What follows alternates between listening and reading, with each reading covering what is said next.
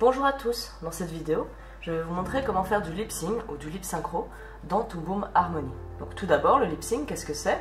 C'est simplement le fait de faire parler son personnage. Donc il y a plusieurs écoles, ça peut aller de l'animé où on a simplement un changement de bouche ouvert-fermé, et ça peut aller jusqu'à du traditionnel poussé où il y a une vraie articulation autour des sons. Alors pour bien comprendre tout ce qu'on va faire, je vous renvoie à ma vidéo sur le changement de dessin dans Toon Boom. Parce que pour faire du lip synchro, on aura besoin du Drawing Substitution. Donc dans ma vidéo sur le changement de dessin, j'en explique un peu plus sur cet outil. Et donc avec un petit personnage comme ça, on va faire un premier lip sync de A à Z. Donc pour commencer, pour bien faire, il faut que la bouche soit sur un calque séparé. Donc ici j'ai simplement fait un calque personnage et puis un calque bouche. Donc il n'y aura pas de grosses animations, on va vraiment se centrer que sur le lip sync. Donc ma bouche ici, pour l'instant c'est un seul dessin, c'est la bouche neutre. Et donc pour pouvoir faire des lip sync, je vais avoir besoin de différentes bouches. En fonction de la production, on aura des bouches plus ou moins compliquées comme d'habitude, et les sons plus ou moins variés. Donc ici, moi je vais me centrer sur les sons de base, A, E, I, O, U, les F, M, N, L. Donc ça c'est tout ce qui demande un grand changement de bouche, et c'est ce qui permettra d'avoir une grande liberté d'action après pour le lip sync. Donc voilà, on commence par dessiner les bouches.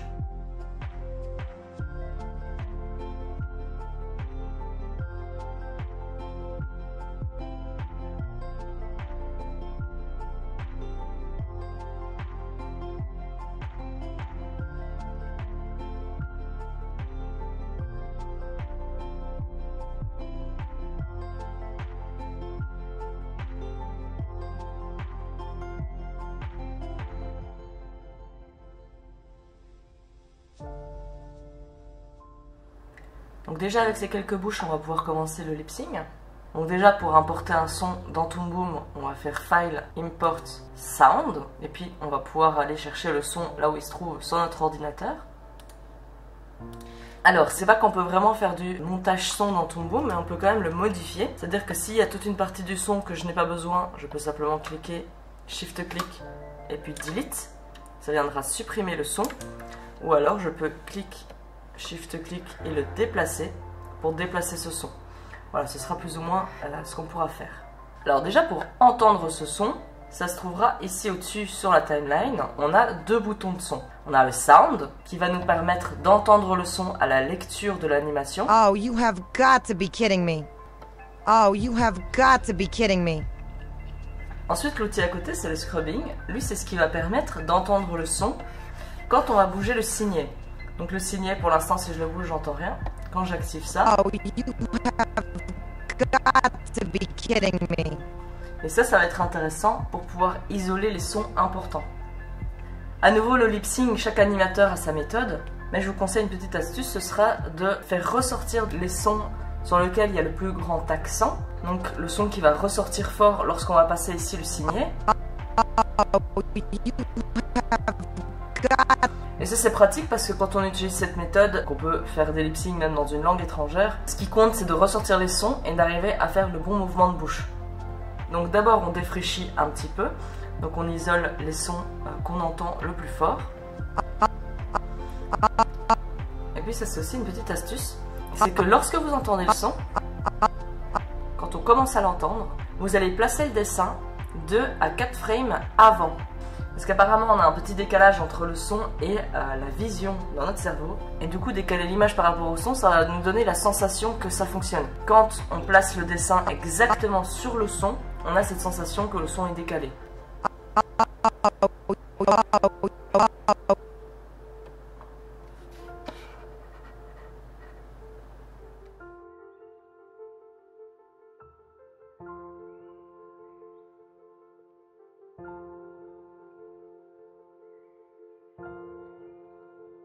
Après, il n'y a pas vraiment de convention. C'est pas parce qu'on entend un A qu'il faut faire un A. Ce qui est intéressant, c'est que tout fonctionne ensemble. Il ne faut pas qu'il y ait des sautes de bouche, que certaines bouches ne fonctionnent pas bien les unes avec les autres. Donc, il vaut mieux tricher et utiliser une bouche qui n'est pas prévue forcément pour ce son-là, mais qui fonctionne dans cette situation. Donc, dans toutes les situations, il faut pouvoir s'adapter.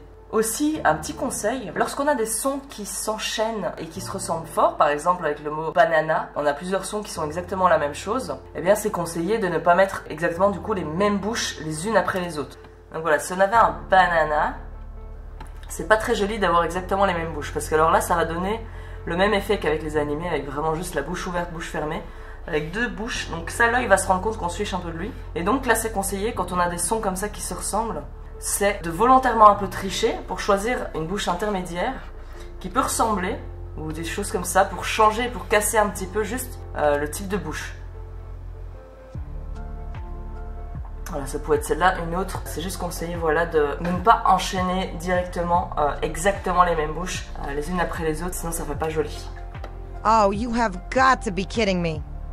Et parfois, s'il manque d'une bouche, on n'est pas obligé toujours de redessiner une, c'est des fois mieux. Maintenant, si on n'a pas toujours le temps de redessiner, on peut des fois aussi juste jouer avec les clés d'animation. Parce que souvent, si la bouche est comprise dans un rig, la bouche sera souvent avec un peg. Et si la bouche est avec un peg, alors dans ce cas-là, on peut jouer parfois avec les clés d'animation, pouvoir modifier un petit peu la bouche sans avoir à tout redessiner à chaque fois. Ça évite de faire vraiment ce changement de dessin avec un dessin qui reste exposé 4-5 frames. Ça peut vite choquer l'œil, donc ça peut des fois, voilà, permettre de continuer à articuler la bouche sans avoir forcément à tout redessiner.